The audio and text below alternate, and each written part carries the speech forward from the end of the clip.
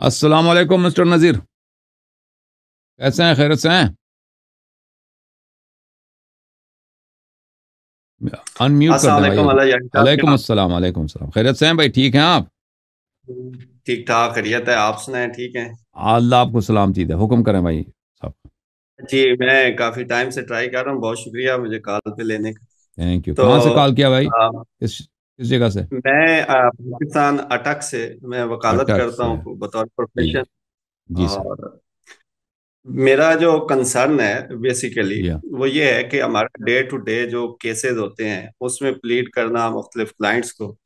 تو ہوں family cases میں جو ایشو مین ہمیں سامنے آتا ہے اس میں ایک چیز تو میں آپ سے ڈسکس کرنا چاہوں گا کہ یہ جو ہوں فقہ جعفریہ کے حوالے سے کہ خلا کا جو کنسیپٹ ہے وہ بہت سارے ہوں علماء یہاں خلا کو ماننے سے انکار کرتے ہیں جو عدالت خلا ڈکری کرتی ہے کسی بھی خاتون کو. تو اس ہوں حوالے سے ان کا یہ موقف ہے کہ اگر عدالتی ڈگری کے باوجود بھی کوئی بھی جب تک شوہر اس کو باقاعدہ عربک سیغے پرناؤنس کر کے اس کو ڈائیورس پرناؤنس نہیں کرے گا تب تک وہ طلاق یا خلا وہ آگے شادی نہیں کر سکتی. ہوں تو اب یہاں پہ میرا جو آپ سے استدلال میں یہ چاہ رہا ہوں کہ اب جو عورت ہے بیسیکلی تو عقد ایک کنٹریکٹ ہے، سیول ہوں کنٹریکٹ ہے کہ وہ دونوں ہسبینڈ اور وائف وہ ایک حق مہر کی شرط پہ اکٹھے ہوتے ہیں اور وہ حقوق زوجیت ادا کرتے ہیں. تو اس میں یہ مین پرابلم یہ ہے کہ اگر مرد تو ڈیسائیڈ کر لے کہ اس نے یہ ختم کرنا ہے رشتہ تو اس کے پاس تو ہوں آپشن ہے کہ وہ طلاق پرناؤنس کر دیتا ہے. ہوں جب وائف دوسری صورت میں جب وائف چاہ رہی ہوتی ہے کہ اب میرا اس کے ساتھ گزارا نہیں ہے، میں اس کے ساتھ نہیں رہ سکتی، تو ایسی سچویشن میں فقہ جعفریہ کے مطابق تو پھر تو اس کے پاس آپشن بچتا ہی کوئی نہیں. پھر اس کے پاس کیا آپشن ہے؟ اگر وہ کورٹ جائے گی، کورٹ اس کو ڈگری کر دے گی، پھر بھی کورٹ اس کو ریفر کر دے کہ بھائی آپ طلاق کے سیغے لے کے آؤ ہسبینڈ سے، اور ہسبینڈ کہے کہ بھائی نہیں میں نہیں کرتا، طلاق کے سیغے جاری نہیں کرتا.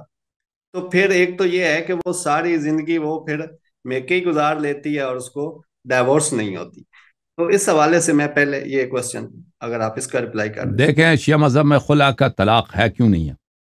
اس کا طریقہ یہ ہے کہ عورت اپنے حق مہر سے کہہ دے کہ بھئی مجھے حق مہر نہیں چاہیے، مجھے جانے دے دو، اور شوہر قبول کر دے.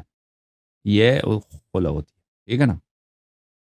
اگر کوئی عورت کسی شوہر کے ساتھ نہیں رہنا چاہتی کسی وجہ سے، وہ طلاق مانگتی ہے، تو وہ اپنے شوہر سے طلاق کا مطالبہ کر سکتی ہے. شوہر طلاق دے گی تو اس کا طلاق ہوگا. اگر شوہر طلاق دینے کے لیے تیار نہیں ہے اور عورت کے پاس عورت کا خرچہ نہیں دے رہا وہ شخص، یا اس سے برا برتاؤ کرتا ہے، مثلا مارتا بہت ہے، تنگ کرتا ہے، خرچہ نہیں دیتا، یا خرچہ دے دیتا ہے مارتا ہے، بدخلقی کرتا ہے، تو اس کا طریقہ کار یہ ہے شیعہ مذہب میں کہ وہ شرعی قاضی کے پاس جائے گا. ہمارے ہاں یہ ہے کہ گورنمنٹ کے مقرر ذات جو ہیں یہ شرعی نہیں ہے. شرعی قاضی یہ ہے کہ وہ محدث ہو، اہل بیت علیہ الصلوۃ والسلام کے احادیث کا راوی ہو، اس شخص کے پاس جائے تو وہ دونوں طرف کو بلائے گا اور وہ دونوں میں مصالحت کرنے کی کوشش کرے گا کہ دونوں میں صلح کرایا جائے، ان کا آپس میں دیکھیں پرابلم کیا ہے. اگر پھر بھی صلح نہیں ہوتا تو پھر وہ اس کو یہ حق ہے کہ اس کا طلاق جاری کرے. وہ اس کی شرط یہ ہے کہ وہ راوی حدیث ہو، مشایخ حدیث ہو، اہل بیت علیہ الصلوۃ والسلام کی روایات کا ناقل ہو.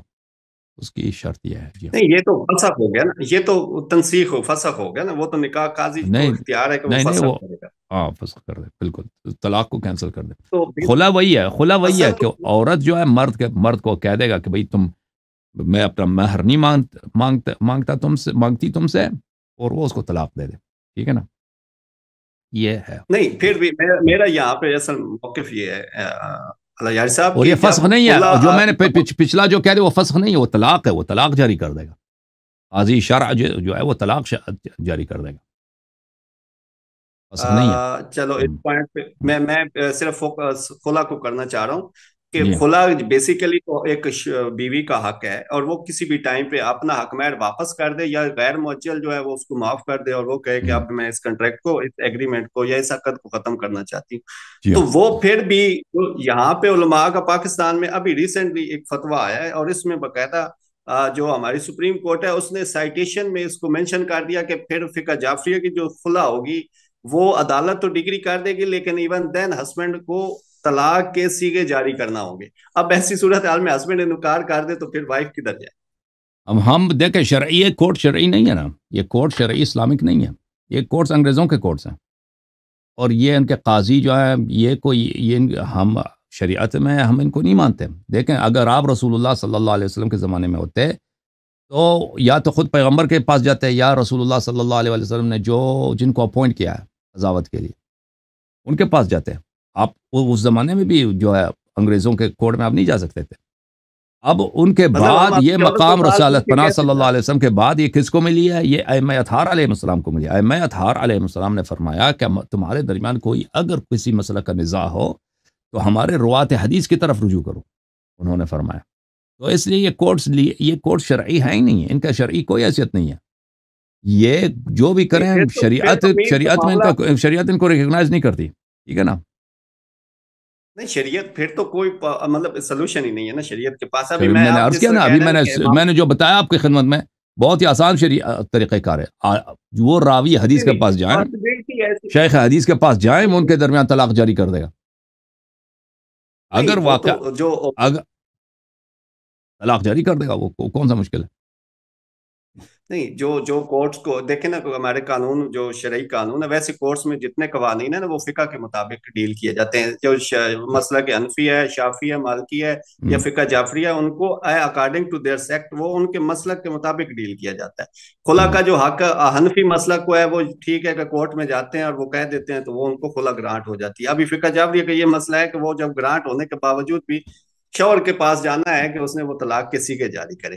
تو اب اس میں تو قاضی کا لین دین تو تب آئے گا نا. قاضی کا تو اختیار فسخ کرنے کا ہے، نہ کہ خلا کا. تو خلا کا تو اختیار وائف کا ہے.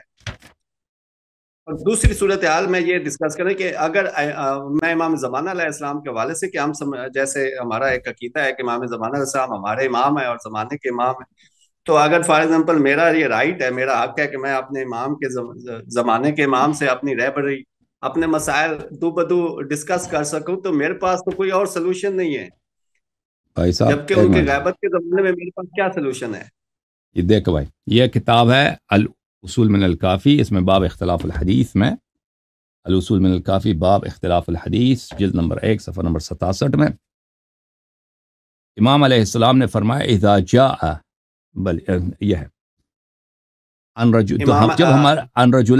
جب ہمارے دو آدمی کے درمیان من اصحابنا بینہما منازعۃ فی دین او میراث، ان کے درمیان کسی مسئلے پر، دین ہے، قرضے کا مسئلہ یا میراث کا مسئلہ، اس میں ان کے درمیان کیا ہوتا ہے؟ نزاع ہو جاتا ہے، ڈسپیوٹ ہو جاتا ہے. تو ہم جو گورنمنٹ اس زمانے میں خلفاء تھے، ان کے قاضیوں کے پاس جائیں، فتحاکم الی السلطان و الی القضاة ایحل ذلک؟ قال من تحاکم الیہم فی حق او باطل فانما تحاکم الی الطاغوت. جو شخص ان قضات کے پاس جاتا ہے، ججز کے پاس جاتا ہے، غیر شرعی ججز کے پاس جاتا ہے، ایسا ہے کہ شیطان کے پاس جائیں. ایسا ہے کہ شیطان کو کہہ دیں کہ شیطان آ جاؤ ہمارے درمیان، کیا کرو تم فیصلہ سلاؤ. وما يحكم له فانما ياخذ سحتا وان كان حقا ثابتا له. اور اگر وہ ان کے حق میں فیصلہ دے دیتا ہے، وہ صحیح فیصلہ بھی دیتا ہے، پھر بھی اس نے غلط کام کیا، اس کو اپنا حق اٹھانے کی اجازت نہیں ہے. اس کو چاہیے تھا کہ کس کے پاس جائے؟ راوی حدیث کے پاس چلا جائے.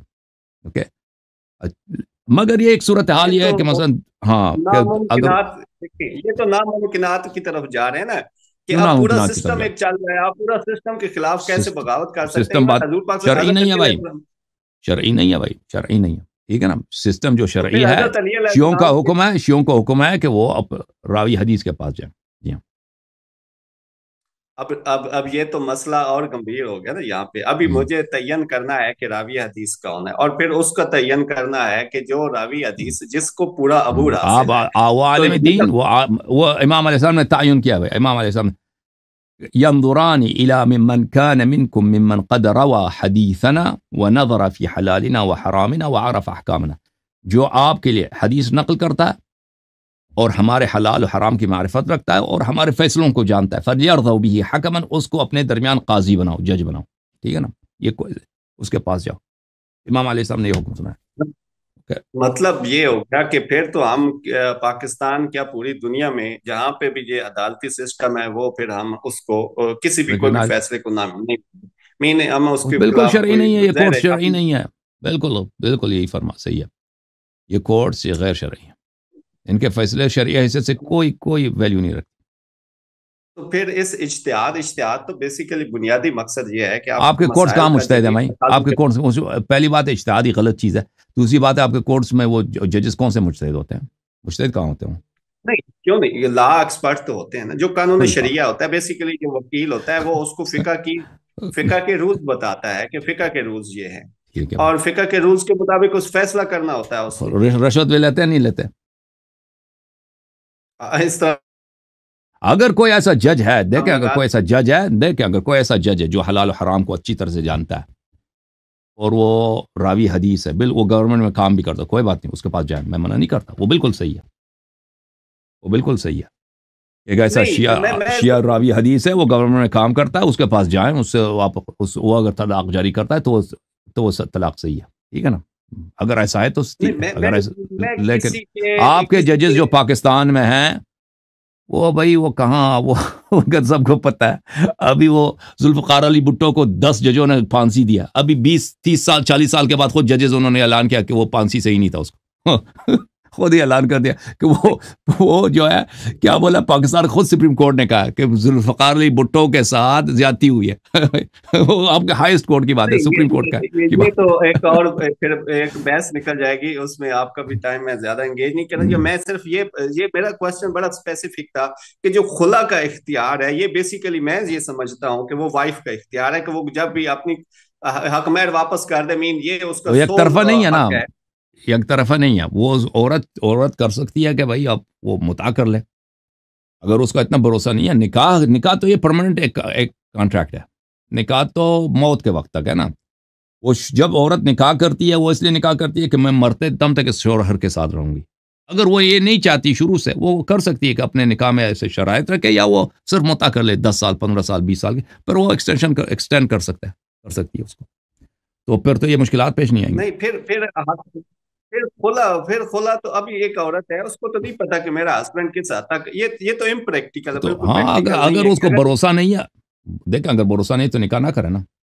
نکاح کا مطلب ہی یہی ہے کہ وہ نکاح کرتی ہے, یعنی وہ ایسے کانٹریکٹ میں آ جاتی ہے, پھر اس کو ریسائن کرنے کا حق نہیں ہے عورت کو, اس کو کینسل کرنے کا حق نہیں ہے. یہ کیسے, میں استدلال کرنا چاہوں گا کہ یہ ایک پارٹی کو آپ حق دے رہے ہو کہ آپ اس کانٹریکٹ کو ختم, وہ میرا نہیں ہے, وہ اللہ کی جانب سے ہے, وہ اللہ کی جانب سے ہے, اللہ نے دیا نا, مرد کو دیا, عورت کو نہیں دیا. عورت کو اگر دے دیتے نا طلاق کا, وہ تو ہر لمحے طلاق ہی طلاق ہو جاتا ہر جگہ.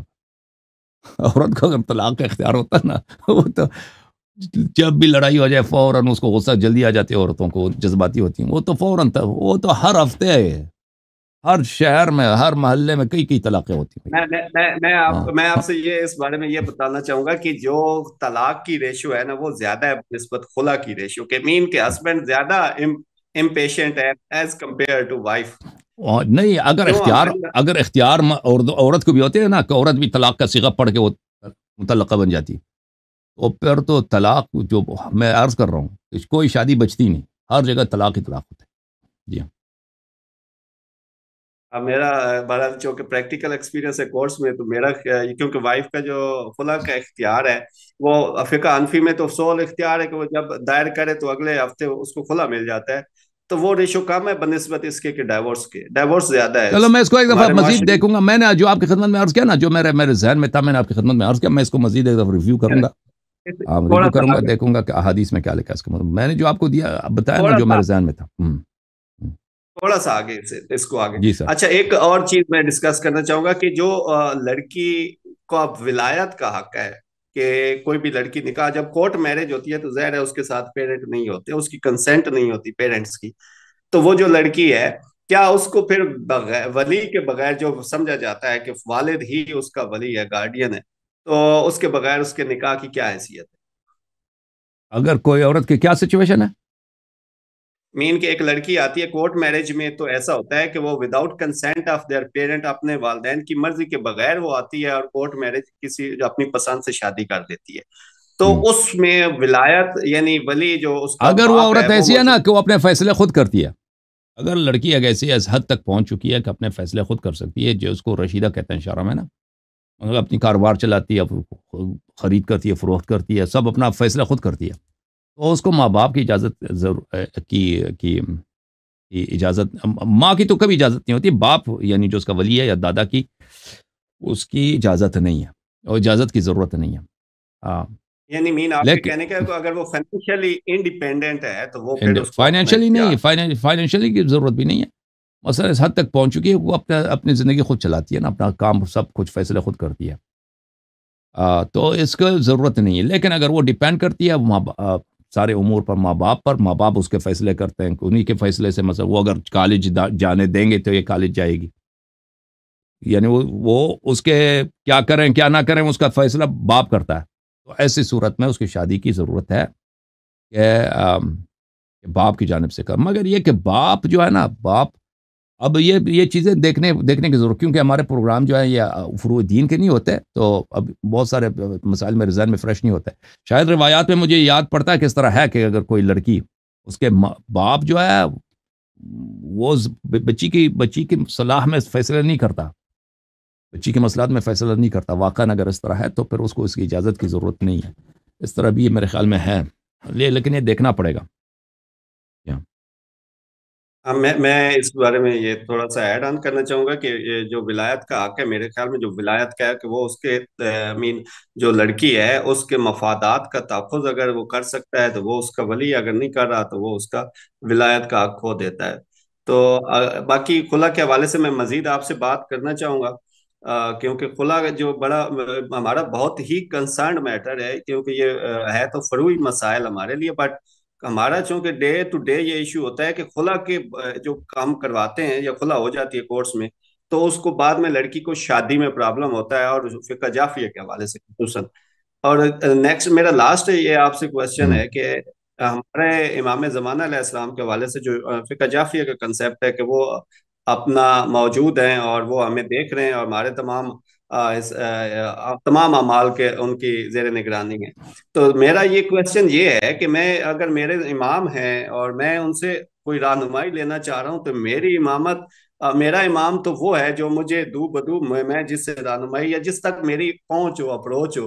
اور اگر وہ غیبت میں ہیں تو مجھے کم از کم مجھے ان کی غیبت سے کیا فائدہ ہونا ہے، ویئر ایز کہ مجھے تو چاہیے ایک ایسا امام جو جن سے میں کم سے کم کوئی رسائی حاصل کر سکوں، اور میرے ان مسائل کا میں ڈائریکٹ ایسا حل دیکھ سکوں جی. کہ جو سرٹیفائڈ اتھینٹیکیٹڈ جو ان کا نظریہ ہو وہ مجھے پتہ چل سکے. تو ان کا آتھینٹیکیٹڈ ان کا فرمان یہی ہے کہ میرے غیبت میں میرے روات احادیث سے رجوع کرو، میرے روات احادیث سے رجوع کرو. اور یہ آپ کو اگر پھر بھی اگر روات احادیث سے آپ رجوع کرتے ہیں یا احادیث میں کوئی ایسی بات نہیں ہے، اگر ایسا مسئلہ ہے جو اس راوی حدیث کے پاس ہو ہی نہیں سکتا، بالکل آپ دعا کر سکتے ہیں اللہ سے، خود امام زمانہ علیہ الصلوۃ والسلام سے توسل کر سکتے ہیں اور یقیناً اس کا جواب آ جائے گا. اور امام علیہ الصلوۃ والسلام کی حدیث ہے کہ وہ غیبت میں اس طرح آپ کو فائدہ پہنچاتے ہیں جیسے سورج جب بادل کے پیچھے ہوتا ہے. جب سورج بادل کے پیچھے ہوتا ہے، سورج ہمیں نظر نہیں آتا، لیکن سورج کی روشنی، سورج کی گرمی کی وجہ سے زمین میں زندگی اور حیات ممکن ہے. اور جب بادل نہیں ہوتا تو سورج کو ہم دیکھ لیتے ہیں. اسی طرح جب امام زمانہ علیہ الصلوۃ والسلام پردہ غیبت میں ہے، ہمیں بظاہر نظر نہیں آتا کہ دین کی حفاظت کیسے ہوتی ہے، لوگوں کی ہدایت کیسے ہوتی ہے، لیکن امام علیہ الصلوۃ والسلام اپنی ذمہ داری نبھاتے ہیں اور اپنی ذمہ داریوں سے غفلت نہیں کرتے اور دین حقہ کا وہ حفاظت فرماتے ہیں. اور جو بھی دنیا میں کوئی شخص ہو، چاہے امریکہ میں ہو، چاہے پاکستان میں ہو، چاہے کسی بھی جگہ ہو، اگر وہ صدق دل سے طلب کرے کہ مجھے فلان چیز امام زمانہ علیہ السلام سے چاہیے، اور وہ واقعا صادق ہو، یا وہی چیز اس کو ملے گا یا اس سے اس کو بہتر وہ دے دیں گے، اور اس کو پتہ بھی چلے گا کہ امام علیہ السلام کی جانب سے آیا. اس کے لیے کیا ہوتا ہے؟ اس کے لیے صدق کی ضرورت ہوتی ہے، خلوص کی ضرورت ہوتی ہے، دکھاوے کے لیے نہ ہو.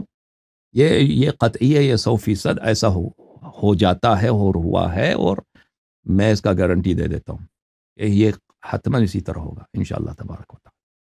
اس کے لیے توسلات ہیں، دعائیں ہیں. جو شخص چاہتا ہے کہ یہ سعادت اس کو نصیب ہو، اپنے امام سے کوئی چیز طلب کرتا ہے. امام علیہ الصلوۃ والسلام نے خود اپنے مختلف خطوط میں بتایا کہ اس طرح سے مجھ سے رابطہ کرو، مفاتیح الجنان میں وہ سب مذکور ہیں. اوکے میرے بھائی، تھینک یو سو مچ. اللہ پھر آپ کو بحث بات عزت. ہوتی. Thank you.